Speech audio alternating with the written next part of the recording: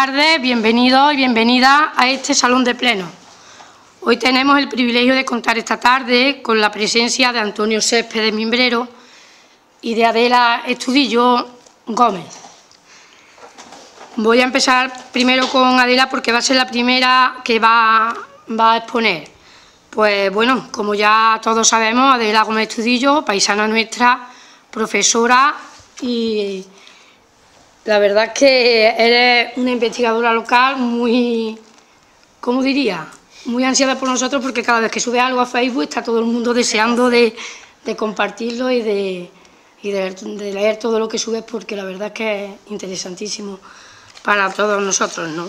Bueno, pues con ella tuvimos el placer también de contar para la elección de nuestra bandera del municipio, ¿no?, que no la teníamos, y contamos con ella también para este tema, ¿no?, para la elección de nuestra bandera. Hoy nos va a hablar de la historia de Pedrera, cuando nuestro municipio pertenecía a la encomienda de la Orden de Santiago de Estepa, entre los siglos XIII al XVI. Yo voy a dejar con ella porque tiene muchísimos más detalles que yo y, bueno, seguro que vamos a disfrutar bastante con tus informaciones.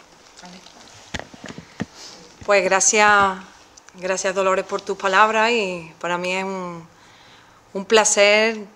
A mí me encanta a lo que dedico mi tiempo libre, que es investigar sobre la historia de nuestro pueblo, de Pedrera. Y hoy estamos aquí porque Antonio me llamó, me dijo: voy a ir a Pedrera, voy a explicar lo que estoy haciendo, mi proyecto, el camino de la frontera de Santiago, y me gustaría que hablara sobre el contexto de lo que estaba pasando en Pedrera en aquel momento. Digo, pues para mí es encantada. Y os voy a dar un poquito unas pinceladas, porque si no estaría yo aquí hasta mañana hablando de Pedrera. Aunque me digan, pero si tu pueblo era... No, mi pueblo era un gran pueblo. Pedrera, y sigue siéndolo, vamos. Pedrera perteneció a la encomienda de la Orden de Santiago durante el siglo XIII al siglo XVI. Pero antes de esta época, ¿qué era Pedrera? Pues nuestro territorio perteneció durante 500 años al Andaluz, ¿vale? Al Andaluz. Y en el siglo XIII, los reinos cristianos avanzan hacia el sur, entran por Andalucía, y entre 1240 y 1243 van avanzando, entran por la campiña cordobesa, llegan a Sevilla, y se crea, y lo que es Al-Ándalus se queda solo reducido al reino de Granada. Bueno, ¿qué es lo que pasa? Pues lo que pasa es que Estepa, que era la fortaleza y lo que nosotros actualmente conocemos como la comarca de Estepa, era esto, más o menos, lo que tenéis en el plano. Estepa, Gilena, Pedrera, Aguadulce, Serra de Yegua, La Roda, Badolatosa, Casariche, Marinaleda, parte del Rubio, Herrera. La fortaleza, cuando los cristianos llegan a Estepa, la fortaleza pasa a manos del rey, de Fernando, pero la villa se entrega a un familiar del rey, don Alfonso de Molina. En esta situación, en teoría, los musulmanes se quedan viviendo aquí, siguen. Lo que cambia es que los impuestos ahora se lo pagan al nuevo rey. Pero ¿qué pasa? Estos pactos empiezan a romperse rápidamente. Entre 1264 y 1200... Bueno, no me voy a centrar en años. A mediados del siglo XIII, las revueltas moriscas hace que este territorio, que se llama la banda, lo que está en verde clarito, eso se le llama la banda morisca, es zona de frontera. Es una zona que va el Saucejo, Martín de la Jara, Pedrera, La Roda, ya entrando por Benamejín, por Córdoba. Es una zona terrible, es una zona de robo, es una zona de saqueo, es una zona donde vienen los bandidos a capturar, y Pedrera se queda desierta. La villa lo que es Estepa se queda reducido a 4 o 5, intentando pues, salvar lo que es la fortaleza. ¿Y qué es lo que pasa? Pues el gobierno, el Estado, en el rey no tiene dinero para mantener esa frontera y empieza los castillos a dárselos a las órdenes militares. Morón, la Puebla de Casalla, Osuna, se la da a Calatrava, Estepa se la da a la encomienda de Santiago. Y Pedrera, pues prácticamente desaparece. Pedrera, que era un territorio donde durante 500 años, donde había vivido una comunidad, pues desaparece porque era imposible. Las actividades económicas desaparecen, la gente ahora se va a dedicar, si es que había un pastor en el campo, con animales. Pero ocurre una cosa. Estos son... Aquí tenemos un caballero de la Orden de Santiago, la fortaleza de Estepa, la gente... Esto pertenece a Santa María.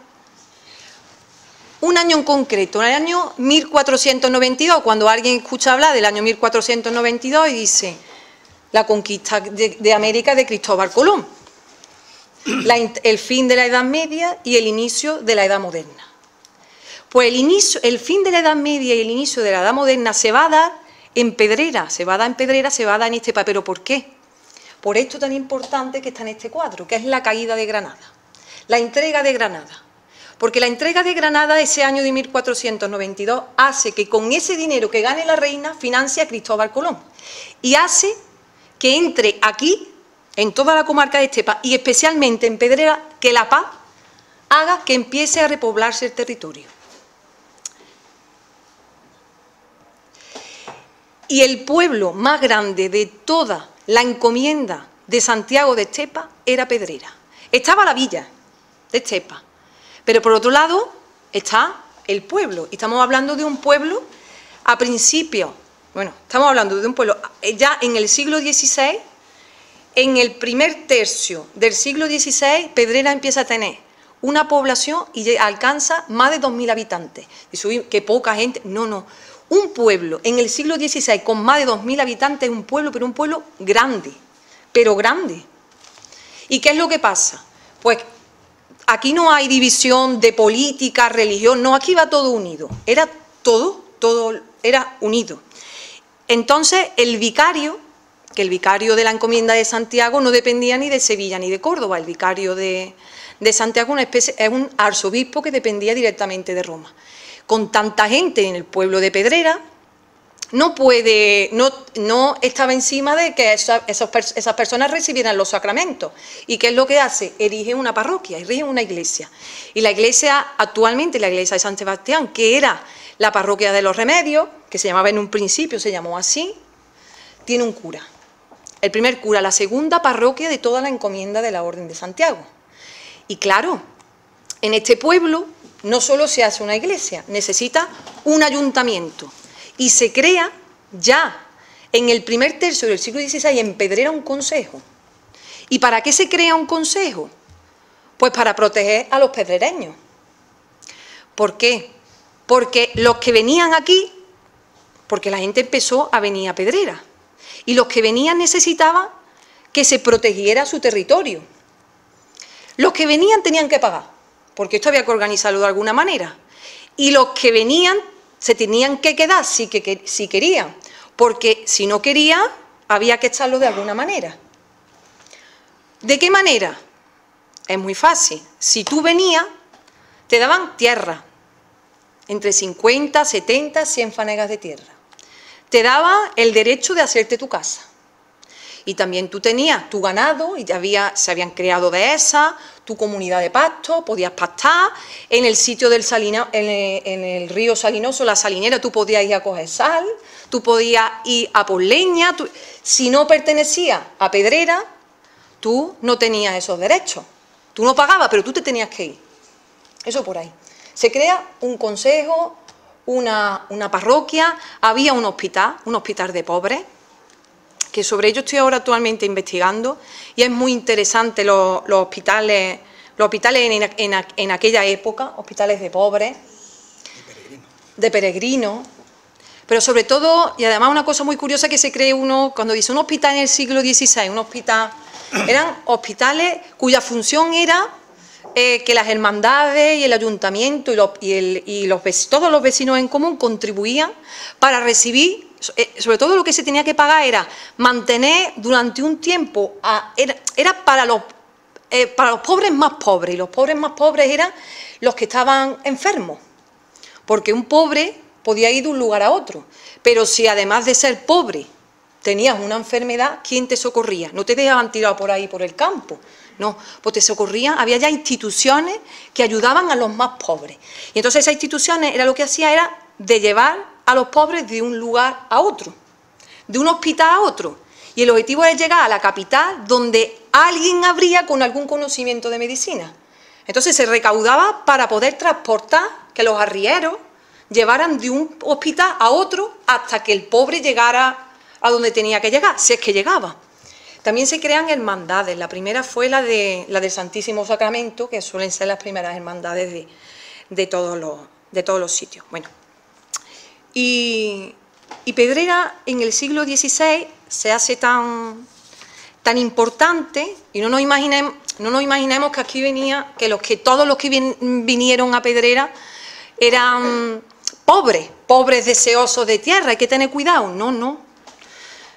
Para tú recibir tierra, tú tienes que tener dinero para labrarla. Porque estamos hablando de que las tierras son montes, son bosques. Y si te dan 50 fanegas de tierra, o 100 fanegas, o 70 fanegas, tú tenías que tener dinero para poder labrar esas tierras. Entonces, aquí se crea una sociedad muy heterogénea, desde señores, y además hay muchos campesinos, se llaman labradores, y también, claro, hay unas bandadas de jornaleros para trabajar todas estas tierras. Y ocurre una cosa, pues se crea una élite social, que son los que van a liderar el ayuntamiento de Pedrera en el siglo XVI, pero estamos hablando de mediados del siglo XVI. En el año 1555 y 56 empiezan unas negociaciones y le piden al rey que Pedrera se quiera ser independiente de Estepa. Se manda a un pedrereño, a Madrid, y lo consigue. Y Pedrera en el año 1557 se hipoteca al máximo, tiene que pagar 3 millones, si no lo recuerdo más de 3.305.000 maravedí, se hipoteca, lo tenía que pagar en aquel año, del año 1557, en 2 veces, y se hipoteca para ser independiente de Estepa. Se había creado aquí una élite social, un deseo de autonomía y de pedir libertad, y lo consigue. ¿Qué consigue con eso Pedrera? Pues no darle explicaciones a Estepa, que la gente cuando tuviera algún problema pues no tenía que ir a Estepa a ningún juicio. También hace que el ayuntamiento, los funcionarios del ayuntamiento, no eran funcionarios, no tuvieran que ser elegidos a dedo de Estepa. También, ¿qué consigue? Pues tener su horca, parecen cosas, pero son cosas de la época, una horca al lado del ayuntamiento, una picota al lado del ayuntamiento, una cárcel. ¿Pero qué pasa? ¿Y por qué se lo dio el rey? El rey le da esto porque el rey empezó a venderlo todo.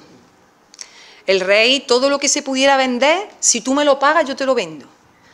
El rey era por aquel momento Felipe II, había heredado la política de su padre, de Carlos I, Carlos V, el emperador, las guerras, España estaba arruinada y lo vende todo. Tú quieres la independencia, tú me la pagas, y y Pedrera se arruina, pero compra su independencia. Pero Pedrera fue engañada. 2 años después, justo 2 años después, en 1559, toda la encomienda de Estepa, y además Estepa, todo el territorio de Estepa y Pedrera, aparte, no es Pedrera, La Roda, no es Estepa y su territorio, y Pedrera es vendida a un banquero italiano, genovés, prestamista del rey, y se queda con todo, con todo. Y Pedrera, que 2 años antes se había hipotecado para pagar la independencia, se queda sin independencia y con un préstamo impresionante. Impresionante. Tal es así que cuando la encomienda cuando la encomienda se tiene que ir, se va, un pleito contra el marqués, después era marqués, contra el señor, con don Adán Centurión, lo pierde, y lo pierde casi 30 años después y tiene que pagar hasta las costas. Pedrera igual, un pleito contra el marqués, que esto no puede ser, tú habrás comprado Estepa, habrás comprado el territorio de Pedrera, pero la jurisdicción es nuestra, que para eso la estamos pagando. No, no, tú la pagaste, y tú pagarás a tu prestamista. Pedrera lo perdió, y Pedrera fue a menos. Y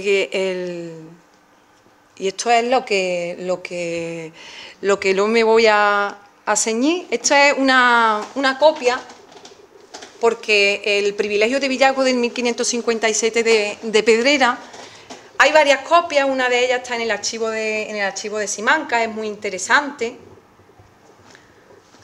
Bueno, el original era en pergamino, un formato de color, y tuvo que ser, aquello sería en la época un acontecimiento, todos los acontecimientos en la plaza pública, el pregonero lo publicaba, se hacía una ceremonia, esto estaba guardado en una caja con 3 llaves. Claro, pero lo que pasa el tiempo, los expolios, esto me gusta, esto me lo llevo, y esas cosas. En algunos pueblos ha quedado, en muy pocos, colgando, venía con sedas de colores y colgando un medallón. Y finalmente, pues, desapareció, cuando desapareció la Orden de Santiago en Pedrera, pues nos quedamos sin poder disfrutar del privilegio de Villagos que tanto le costó al pueblo. Incluso casi 200 años después se continuaba pagando la hipoteca de Pedrera, que recayó en la dehesa del Ojo, que eran tierras que pertenecían al ayuntamiento, y con esas tierras, con el alquiler el arrendamiento de esas tierras, lo que sufragaba eran las necesidades del ayuntamiento. Bueno, pues esas tierras se alquilaban, se arrendaban, y ese arrendamiento pasaba directamente, porque quien nos prestó el dinero fue uno de los fundadores de la Universidad de Osuna.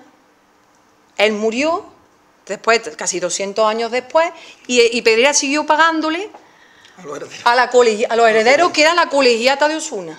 Fíjate, Pedrera pagándole a la colegiata de Osuna. Y nada, pues yo creo que más o menos he dado las pinceladas.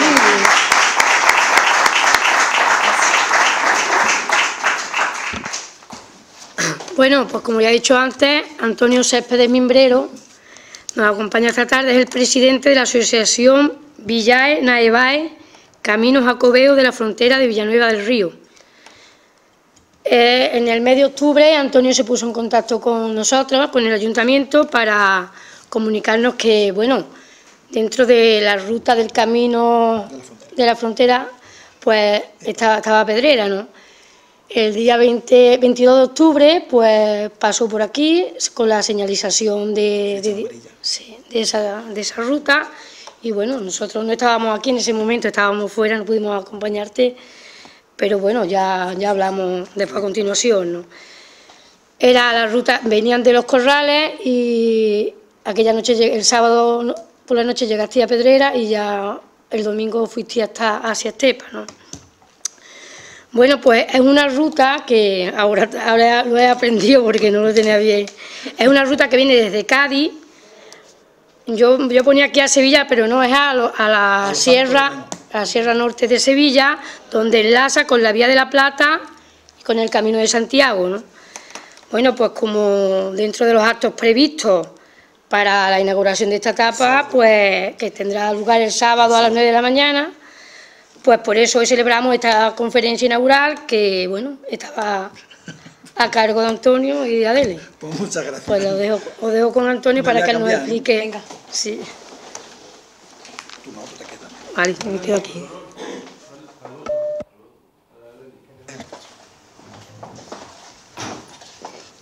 Ponemos el altavoz, está bien. Bueno, buenas tardes. Dar las gracias al excelentísimo Ayuntamiento de Pedrera por el acogimiento que hemos tenido, y porque ya desde el primer momento que tuvimos contacto con el Ayuntamiento, en todo momento hemos sido, ¿cómo decirlo?, apoyados, y nos han dado todo tipo de facilidades, cosas que en otras poblaciones no hemos recibido. En algunos sitios nos han tirado piedra, pero bueno, aquí no ha sido el caso. Decir también que también hemos recibido el apoyo de las hermandades de aquí, locales de Pedrera, del Cristo y de San Juan, a los cuales también les debemos el agradecimiento de su presencia en este acto. Decir también que esto es un proyecto que nace prácticamente en 1612, pero que lo hemos retomado en el 2012 y que hoy en día le estamos dando prácticamente la recuperación de este camino. Este camino se llama el Camino de la Frontera porque recorre lo que es la frontera del antiguo reino de Sevilla, que parece ser que se nos ha olvidado un poco que Sevilla era un reino separado de Córdoba, de Castilla y de Portugal. Hoy entonces tenía la extensión de lo que es la provincia de Huelva, Cádiz y la mitad de Málaga. Y hacía frontera precisamente con el reino antiguo de Granada, con el reino de Córdoba y con el reino de Portugal. Para proteger esa frontera había un camino, porque los romanos eran muy listos y ya desde la época romana existían caminos por todo ese territorio. En la época musulmana se mantienen de aquella manera, pero lo que le da fuerza de verdad al camino de la frontera es las órdenes militares que soportan y mantienen ese camino que les permite habituallar todos los castillos y todas las fortalezas. Entrando, como podéis ver en el mapa de la presentación, se ve perfectamente el Reino de Granada y lo que es la banda morisca, que explicaba muy bien Adela, que ha explicado perfectamente lo de Pedrera, que yo no voy a meterme en la historia de Pedrera, por líbrame Dios, que ya patinaría yo con respecto a Adela. Entonces, ahí vemos el esfuerzo de la guerra del siglo XIII, en el que San Fernando, después de la batalla de las Navas de Tolosa en 1612, hace que el Valle del Guadalquivir y lo que es la campiña cordobesa caiga en manos del rey de San Fernando. Y se establecen unas líneas de actuación de manera que presionen sobre el reino que quedaba musulmán, que es el reino de Granada. Ahí Sevilla cae en 1248 y ya solamente había dos líneas fronterizas, por decirlo de alguna manera, lo que es el reino de Granada y la frontera de Portugal. Y un pico, que nunca se nos olvida, que San Fernando no llegó a terminar el reino de Sevilla. La línea verde explica perfectamente hasta dónde llegó San Fernando. San Fernando no tomó Arcos de la Frontera, no tomó Gibraltar, no tomó Algeciras y sí tomó Tarifa. Os recordaréis el tema de Guzmán el Bueno tirando el puñal, por eso era la cosa. Tenía Tarifa, pero no tenía el resto de frontera, que sí cae con Sancho IV. Aquí se ve perfectamente la línea fronteriza, que ya explicaba Adela, a una tierra de nadie, donde no se podían cultivar lechugas. Es decir, si los cristianos cultivaban lechuga, llegaban los musulmanes y lo pisoteaban con los caballos. Y si los musulmanes sembraban lechuga, pues los cristianos pisoteaban la lechuga de los musulmanes, con lo cual no había manera de comer allí. Y eso, el camino de la frontera le permitía el habituallamiento de alimentos para las personas, de forraje para los animales y los caballos de guerra, que en aquella época eran los tanques. Y una solución de continuidad por todas las poblaciones para mantener la línea fronteriza. En este sentido, tenemos que decir el reparto, como decía Adela anteriormente, dependiendo de donde estaban asentadas las órdenes militares, pues el terreno se le cede a aquella orden que era capaz de defenderlo. Pero sin olvidar que el rey también cedía posesiones a miembros de la familia, para no perder el control. Por ejemplo, tenemos el caso que en la zona sur de Cádiz, a la corona, en la zona de Sevilla, pues Morón de la Frontera y Osuna, Calatrava, Estepa, Santiago. Ya en el Reino de Córdoba no es objeto de que empecemos a hablar de Córdoba, vamos a obviarlo porque si no, no terminaríamos. Para hacer una idea, en aquellos tiempos los caminos existían porque la gente siempre ha transitado por los caminos, desde la época romana. Entonces, y antes decíamos, ¿quién le ponía vallas al campo? Hoy en día, en el 2016, el campo está vallado. Y es muy difícil transitar, y uno de estos, de los aspectos tangenciales de este proyecto es la recuperación de las vías pecuarias que se están perdiendo prácticamente en muchos sitios y nos estamos olvidando de los derechos que tienen los vecinos a transitar y se han olvidado un poco la recuperación de esos caminos. Esto también es un esfuerzo para recuperar los derechos que tenían los vecinos de tránsito.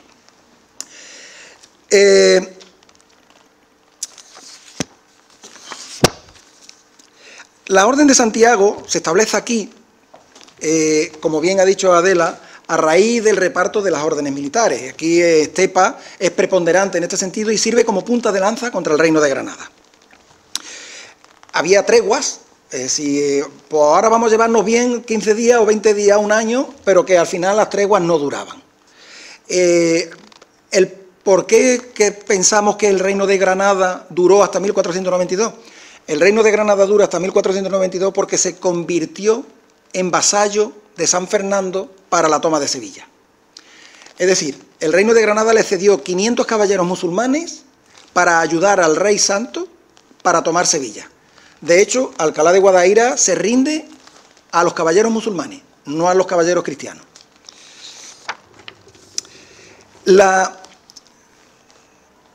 Toda esta frontera sufrió evidentemente muchas modificaciones. Si hoy atacan por aquí, mañana atacan por allí, se pelean, se llegan a acuerdos, porque es una zona que no tiene asentamiento. De hecho, Pedrera, como bien ha dicho Adela, quedó despoblada, porque estaba en el meollo de las luchas entre los musulmanes y los cristianos.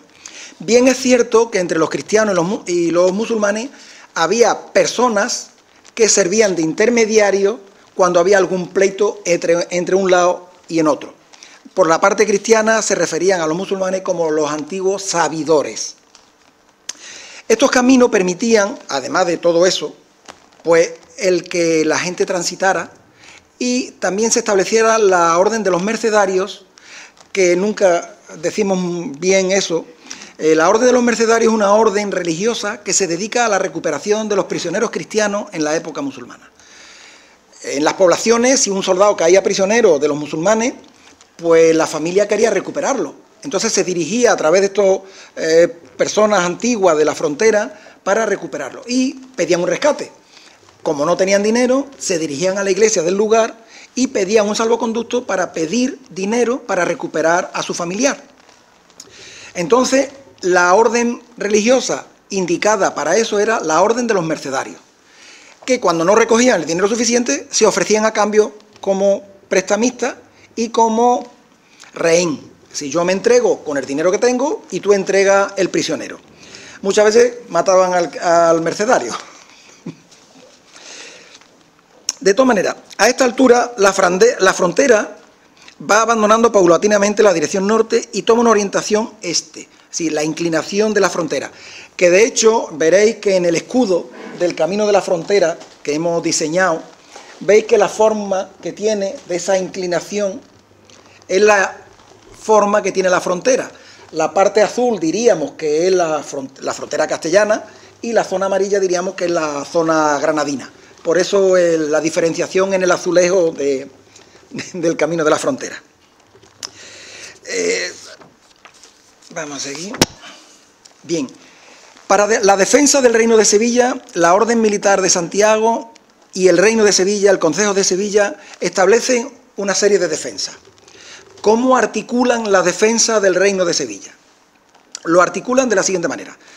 Al lado de la frontera se establece una línea de castillos pequeños, torres atalaya, tipo Olvera, Torre Aláquime, Olvera, no sé si por aquí hay muchas torres, no me las sé todas.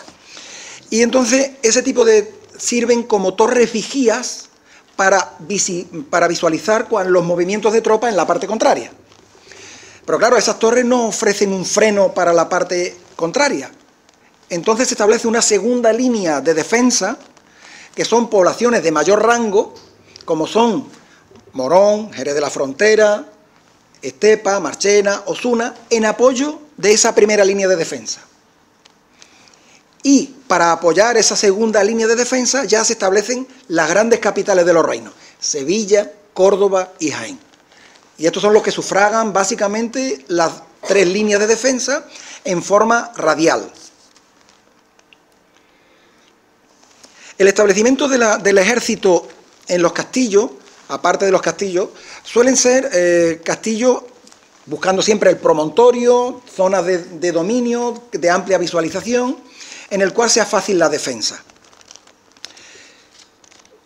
Las campiñas siempre son saqueadas, es decir, los habitantes se refugian en los castillos, pero las campiñas están asoladas, están siempre arrasadas, no hay árboles, no hay sembrado, prácticamente un desierto.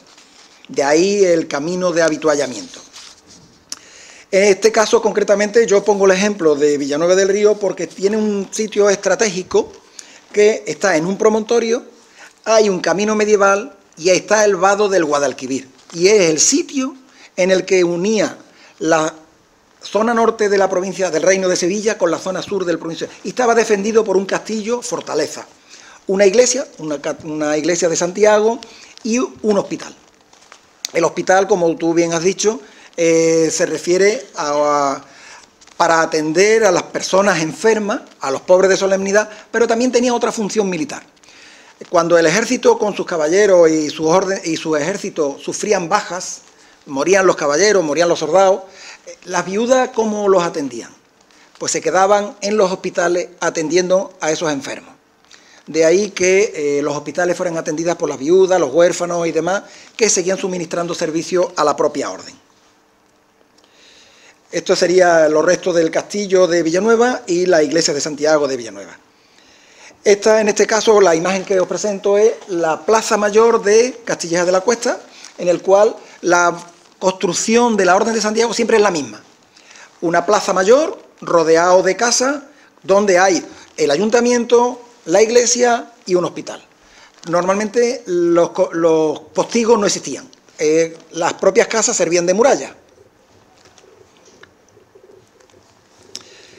Aquí os presento la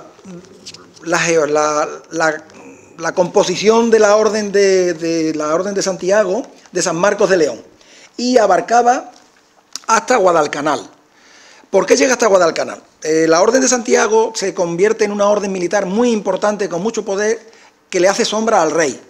Y Pelay Pérez Correa, el conquistador de toda esta zona en aquella época, pues era una persona muy drástica y muy rápida en las decisiones.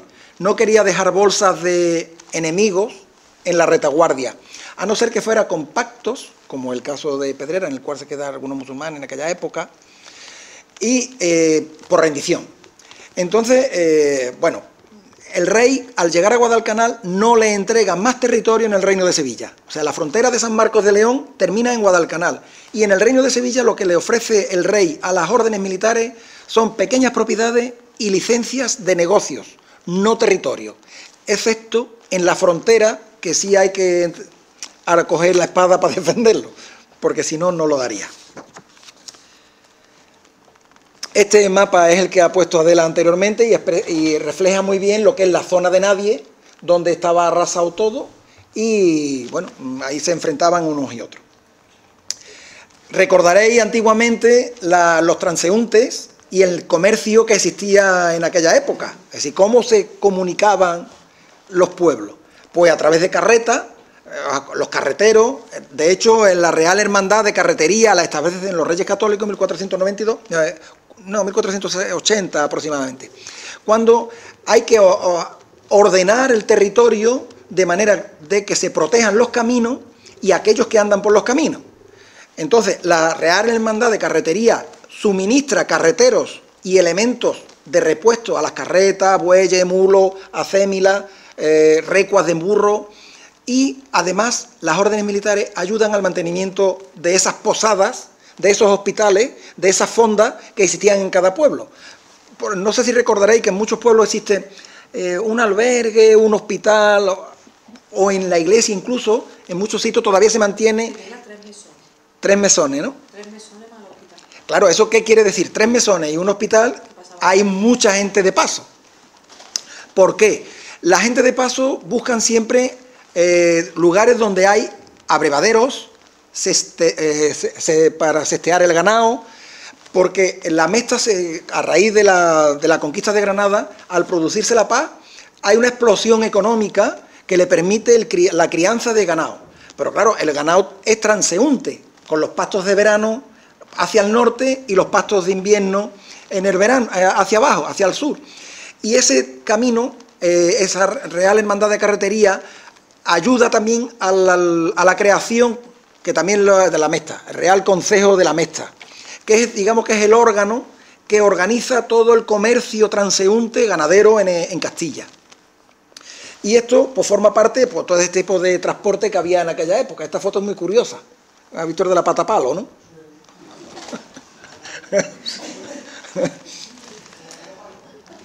Pero esto es en el cerro de aquí, del cerro de Pruna, en el Terril. Esta foto es del Terril. Que iban por ahí, todavía existe ese camino que es el que nosotros estamos utilizando para el camino de la frontera. Me imagino que algunos de vosotros os acordaréis de la recua de, no sé si... Bueno, era la manera de comerciar en aquella época. Lo que da origen al trasiego, o lo que avala el trasiego de este tipo de personas, es este mandamiento de la ciudad de Sevilla de 1448, en el que se le ampara el trasiego de personas, ganado y mercancía entre Guadajo, Villanueva del Camino, que es Villanueva del Río, Cazalla y Constantina, y los vecinos de Carmona no pagaban el tránsito, el peaje de la carretera. El transeúnte pagaba el peaje, el portazgo, el derecho de entrada en el pueblo, y el montazgo, el derecho de paso de las caballerizas y de los ganados.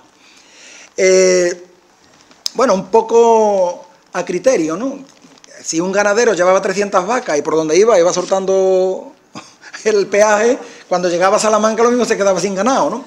Entonces ahí había unos pleitos en todos los pueblos en el que se quejan al rey, y el rey establece una concordia en 1434 en el que todas las órdenes militares, todos los pueblos, todas las poblaciones, la Mesta, se ponen de acuerdo de manera que aquellos transeúntes que transporten ganado para la Mesta y el comercio solamente paguen el portazgo y el montazgo una sola vez en un lugar. Con lo cual habíamos ganado y habíamos potenciado lo que era el comercio. Antes de la toma de Granada, evidentemente hay una serie de líneas de fuerza, de tránsito, de ejército, de ladrones, de facinerosos, que aprovechándose un poco que no había mucho orden, pues se aprovechaban de la orden. Esta es la división administrativa que en aquella época se puso. Se ve perfectamente lo que es la provincia de Santiago, de San Marcos, el reino de Sevilla, el reino de Córdoba. Evidentemente el reino de Sevilla era el más importante en aquella época. Y este es lo que es Andalucía. Nosotros entendemos hoy Andalucía con el reino de Granada incluido, pero lo que es Andalucía no contemplaba el reino. Esto viene muy bien explicado a través del mapa del Hispanensis Conventio Delineatio de Abraham Ortelio. Bueno, es simplemente una pincelada. ¿Y por qué hacemos nosotros esto? Bueno, pues en 1612 hubo un peregrino, un canónigo de la Catedral de Córdoba, que se le ocurrió hacer una peregrinación a Santiago de Compostela y pasó por una serie de pueblos y arranca desde Córdoba. Está enterrado en la Catedral de Córdoba. Y llega de Córdoba, Marchena, Carmona y Villanueva. Pero ya de Villanueva para arriba pasa por Alaní, por Constantina, y entonces nosotros recogemos un poco ese itinerario, recuperando ese documento de 1612 que le da validez a lo que nosotros estamos diciendo. Y entonces, en el 2012, nosotros nos constituimos en encomienda, en Villanueva del Río, al cual tengo el gusto de decir que mi amigo Manolo asistió, de allí de Villanueva, y bueno, pues nos constituimos en encomienda, recuperando el espíritu jacobeo de la defensa de los caminos y de la defensa de los más pobres. La verdad es que, bueno, hoy en día tengo que decir que nosotros gestionamos el grupo de Cáritas en el pueblo y gestionamos la parroquia de Santiago en Villanueva. No tiene mayor importancia, pero simplemente que no solo es decirlo, es hacerlo, porque, como dicen los curas, dice, tú haz lo que yo diga o no lo que yo haga. No, nosotros decimos al revés. Hay que hacer lo que yo haga, no lo que yo diga, como decía San Agustín. Para ello nosotros establecimos una serie de contactos con las poblaciones y tuvimos una serie de contactos y presentamos el proyecto en diciembre del 2015 en la feria de la tapa del Pedroso, ¿os suena, de la Sierra Norte? Bueno, pues ahí tuvimos el honor de que nos avalaron, pues ya estáis viendo ahí quienes estuvieron ahí, el consejero de turismo de la Junta, el alcalde del Pedroso, el alcalde de Casalla, el secretario de la Asociación de Amigos de la Vía de la Plata, y hoy en día, bueno, pues estamos trabajando. Ya en marzo del 2016 inauguramos el primer monolito en Villanueva del Río, que tenemos el gusto y el placer de tener la satisfacción de que nuestro pueblo, a través de este esfuerzo, estamos justo en la mitad del trayecto. O sea, hay lo mismo para abajo que para arriba, con lo cual, cada vez que nosotros nos desplazamos, hacemos 100 kilómetros para arriba y 100 kilómetros para abajo, más o menos. Después ya hicimos una serie de visitas con lo que estamos haciendo aquí, una serie de conferencias, una serie de señalizaciones. Hemos señalizado lo que son los 400 kilómetros, 394, para decir la verdad. 394 kilómetros que hemos recorrido andando al menos 3 veces. Y hemos llevado la brocha y el cubo de la pintura señalizándolo. Y bueno, pues hemos tratado de unir a los alcaldes. En este es el caso de que también tenemos que agradecer aquí a Antonio, aquí a Dolores, que con la paciencia que están teniendo nos están aguantando, lo mismo que todos vosotros. Y nosotros pretendemos que este proyecto sirva como dinamizador de la economía de las poblaciones. Si alguno de vosotros conoce el Camino de Santiago, veréis que es una autovía. Si el Camino de Santiago es un comercio en sí mismo. Entonces, nosotros no estamos diciendo que esto se convierta en un comercio de la noche a la mañana, pero que sí que es un dinamizador de la economía, eso está claro. Y que es una proyección de los pueblos hacia el exterior, está claro. Pero claro, tenemos que trabajar todos juntos. Como yo digo, un grano no hace camino, pero ayuda a su hermano, ¿no? ¿O cómo va eso? Una cosa así. Entonces, para ello hemos diseñado una serie de elementos unificadores de imagen, como es el cuadro del Camino de la Frontera, como son los hitos que queremos poner de señalética permanente en el camino, y unos monolitos en las poblaciones que marquen origen y final de etapa. Esto sería el monolito que pretendemos que se ponga aquí cuando llegue su momento en Pedrera, cuando lo aprueben los ayuntamientos. Este sería el que está en Villanueva, que se inauguró el 10 de marzo del 2016. También este proyecto fue presentado y avalado por la Universidad de Sevilla y fue presentado en la Jornada de Historia de Carmona en el 2016 y en octubre, que tuvo el honor también de estar con Adela, que también presentó un trabajo sobre Pedrera. Y también anualmente, ya llevamos 3 años celebrando la efemérides del paso de Bernardo José de Aldrete, que es el canónigo de la Catedral de Córdoba, que pasó por Alaní. Allí celebró misa y nosotros hacemos un acto cultural y asistimos a misa porque aprovechamos también que los niños hacen la comunión y demás, y la verdad que queda muy bonito, muy emocionante. También hemos participado en la publicación del Camino de la Frontera en el boletín mensual que establece la Asociación Gaditana Jacobea Vía Augusta de Cádiz, porque el Camino de la Frontera arranca en la línea. De la línea hasta Olvera es la responsabilidad de la Vía Serrana, que son unos 168 kilómetros aproximadamente, y de Olvera hasta Los Santos de Maimona, que son 394 kilómetros, la gestión es nuestra. Eso conlleva, pues la verdad que es un poquito de trabajo. Tengo que decir que sin el apoyo de algunas personas que nos acompañan, entre ellos Antonio, que está aquí presentes, la verdad que esto hubiera sido imposible, y sin personas como vosotros que nos están aquí ayudando, hubiera sido imposible. También hemos organizado un ciclo de conferencias en Estepa con motivo del 750 aniversario de la creación de la encomienda, que también nos supuso un gran esfuerzo, porque cada vez que había que ir a Estepa había que hacer 100 y pico de kilómetros para allá y 100 y pico de kilómetros para acá. O sea, bueno, también hemos hecho algunas cosillas. Después, cuando llegamos a los Santos de Maimona, que fue el final de etapa donde, digamos, nos unimos al camino, a la gran autopista del Camino de Santiago, de los caminos mozárabes, a la Vía de la Plata, decidimos que fueran los Santos de Maimona porque hay una relación importantísima de la Orden de Santiago y en concreto de la encomienda de Villanueva. Si os fijáis, el escudo nuestro, el que está en la foto, se refleja perfectamente en el escudo de piedra que hay en la Puerta del Perdón de la iglesia de los Santos de Maimona. ¿Eso qué quiere decir?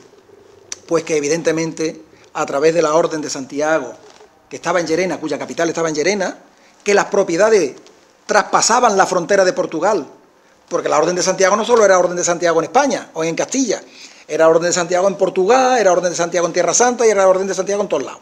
Y todos con la misma jurisdicción del arzobispo de la Orden, cuya capitalidad estaba en Calera de León. El poder espiritual en Calera de León. Pero bueno, eso son más profundidad. En este caso, cuando cerramos el ciclo en los Santos de Maimona, tuvimos el honor de hacer un acto en la iglesia y agradecimos a los componentes de la Asociación Vía de la Plata, que fueron dos señoras y tres caballeros que nos acompañaron. Bueno, me acompañan siempre, y aquí aparte de Antonio, y les damos las gracias desde aquí a Vía de la Plata. En este sentido, en Olvera ya pusimos la primera señalética en la cual diferenciamos y bifurcamos el camino de la Vía Serrana que continúa hacia Sevilla y el camino del Camino de la Frontera que continúa hacia Pruna y Algámita y hacia Pedrera, Estepa y el resto del camino. Bueno, aquí los medios de prensa, pues, también radio y televisión, pues también se hacen eco de nuestro trabajo. Bueno, dicho eso, nuestro trabajo también consiste en la recuperación patrimonial de las poblaciones. En este sentido disponemos de arqueólogos, voy a hacer un poquito de publicidad, pero no se entiende la Orden de Santiago sin el patrimonio de la población. Es decir, para que aquí existiera una demarcación de la Orden de Santiago tenía que haber algo, un patrimonio, un castillo, un hospital, y eso es lo que nosotros pretendemos que con el tiempo se vaya recuperando para que enriquezca el patrimonio de las poblaciones. Porque con palabras se puede decir, pero con ejemplos se pueden demostrar más fácilmente. En este caso nosotros hemos hecho la documentación en 3D y planimétrica y documental del castillo de Lora del Río, que en este caso lo conquistó la Orden de Malta. Que ahí, por ejemplo, aquí tenemos un pueblo que se llama Villanueva de San Juan. Se llama Villanueva de San Juan porque el asentamiento se produce con un caballero de la Orden de Malta, de la Orden de San Juan. Qué curioso. También participamos de los actos culturales de Fuente del Rey, de Dos Hermanas, donde la Orden de Santiago se asentó en Fuente del Rey para la toma de Sevilla en 1248. Esto es otro azulejo que pusimos en otro pueblo, allí en Villanueva del Río, en la iglesia. Aquí en esta presentación ponemos todas las poblaciones que componen el Camino de la Frontera. Desde Olvera hasta los Santos de Maimona. Son 28 poblaciones con no sé cuántas hermandades, no las he contado, muchas asociaciones. La verdad que están demostrando un interés porque sirve a los fines de desarrollo de las personas.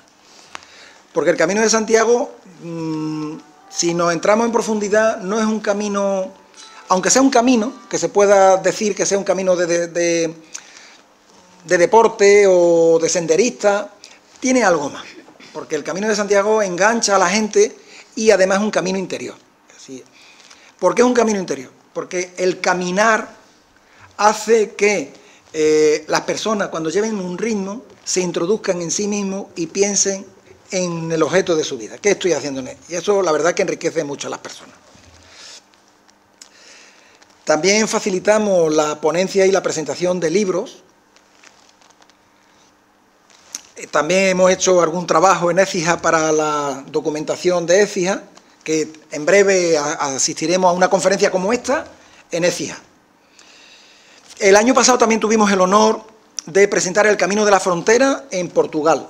De hecho, fuimos invitados a presentar el Camino de Santiago en Oporto, en Póvoa de Varzim, en las Jornadas Internacionales de los Caminos de Santiago. Tengo que decir que a raíz de esto, el Camino de Santiago de Compostela nos ha acogido dentro de su red y ya estamos dados de alta en el directorio de asociaciones del Camino de Santiago. Con lo cual podemos decir que somos una organización tutelada por el Camino de Santiago, pero que tiene autonomía plena para la organización de eventos jacobeos. También, evidentemente, participamos en el 750 aniversario de la encomienda santiaguista de Estepa cuando celebramos los acontecimientos allí, vamos, con el alcalde que nos acompañó también. Evidentemente, también queremos recrear el siglo XIII. El siglo XIII es el que dota de justificación del porqué de los pueblos, hoy en día. Porque muchas veces se nos olvida que los apellidos nuestros, no nos llamamos Aben Humeya, nos llamamos García, Pérez, esos nombres vienen todos de personas que hicieron un esfuerzo enorme por repoblar todas estas zonas. Y yo quisiera hacer un homenaje a aquellos hombres y mujeres que, abandonando sus hogares, vinieron a repoblar para dotar de nuevos negocios, nuevas poblaciones, aquellas poblaciones que con motivo de la guerra habían quedado despobladas. Esto es un evento recientemente que hemos hecho en Llerena, bueno, en Fuente del Arco, que se ha inaugurado otro monolito, y ahí lo tenéis. Y ahí tuvimos el honor de que nos acompañaron los alcaldes de Llerena, Reina, Casa de Reina y Fuente del Arco. Esto otra de Alaní este año que hemos ido. Y esto es la inauguración que hicimos hace poco de Villanueva de San Juan al Saucejo, de Algámita al Saucejo, que estuvimos aquí, que nos acompañaron, me parece, aquí esta familia, que están aquí hoy en día aquí. También el día 24 de febrero hemos presentado el Camino de la Frontera en Hamburgo, en Alemania. El alemán, que el alcalde tuvo el honor de saludarlo cuando estuvo aquí. Ah, sí, sí. No, del alemán. Del alemán. Pues aparte le hemos dado la documentación correspondiente y nos ha servido de trampolín para presentar el Camino de la Frontera en Hamburgo. Vendrá otra vez, ¿eh? Viene otra vez este año. Antonio ha recorrido todo el Camino de la Frontera también y conoce de primera mano. Y luego, pues evidentemente, lo que vamos a hacer el sábado. Y ya, bueno, deciros que el Camino de Santiago de la Frontera, pues arranca desde la línea, en Algeciras, y hemos señalizado todas las poblaciones hasta los Santos de Maimona. En ello está Pedrera. Y, bueno, la Orden de Santiago, hoy, veis aquí toda un poco la parafernalia de la Orden de Santiago, porque entendemos que las tradiciones, la historia, entendemos que hay que recuperarla. Y hay que recuperarla no solo hablándolo, sino visualizándose. Nosotros, se lo estaba diciendo aquí a Dolores y a Adela, nosotros nos basamos en nuestro escudo de la heráldica. Y nuestro escudo simboliza, pues digamos, lo que nosotros pretendemos hacer. Recuperar aquellos valores que entendemos que están un poco olvidados. Ser fuerte, ser templados, buscar la justicia, y eso con los valores que requiere hoy día el espíritu de la persona. La memoria, el entendimiento, la voluntad para superar los esfuerzos. Y eso todo hace que hayamos tenido la fe para poder recorrer estos 400 kilómetros a pie unas pocas veces con el cubo y la brocha. Muchísimas gracias.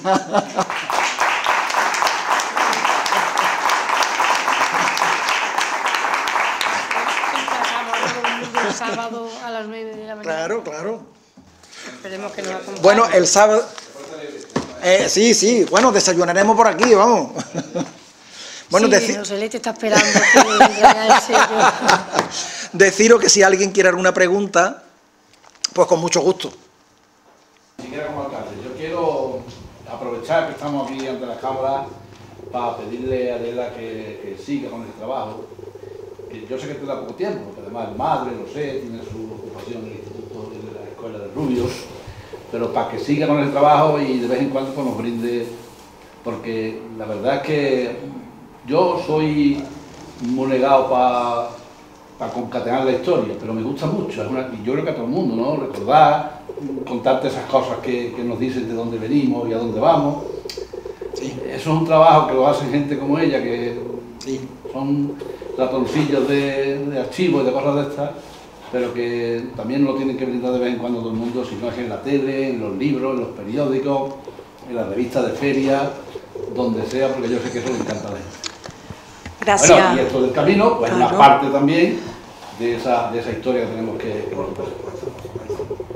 Antonio, gracias por tu palabra, pero yo lo hago porque a mí me gusta mucho y además es una alegría también porque cuando tú te gusta algo, lo sientes tuyo, y cuando tú empiezas a investigar y ves que es que hay muchas cosas, que hay materia, pues dices, Pedrera es un pueblo más, pero no lo era, no lo era. Y entonces la historia de Pedrera ha estado siempre muy a la sombra de Estepa. Entonces, ¿quién investigaba? O de Estepa o eran de fuera y ¿qué estudiaban? Pues Estepa.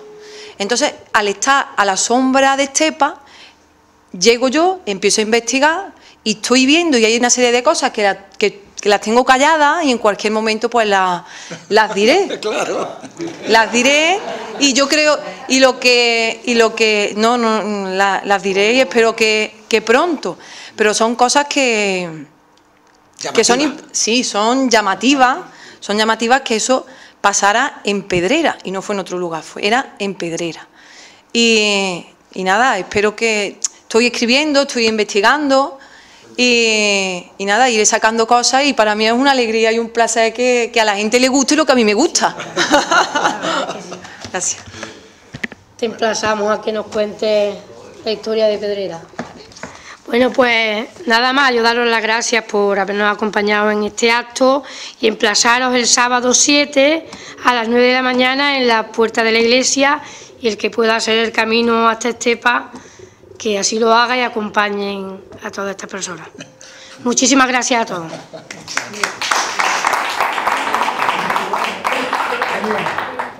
Bueno, señor alcalde.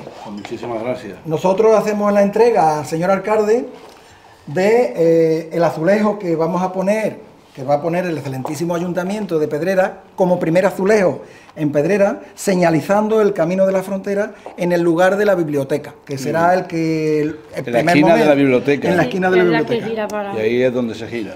Pero muchísimas gracias. Yo le digo que habrá que hacer un monolito. Sí, en su momento haremos monolito y haremos otro azulejo. Lo que pasa es que ahora nos ha pillado con poco tiempo. No. ¿Qué tiempo hay? Pero no te preocupes que el sábado por la mañana estará puesto. Muchísimas gracias.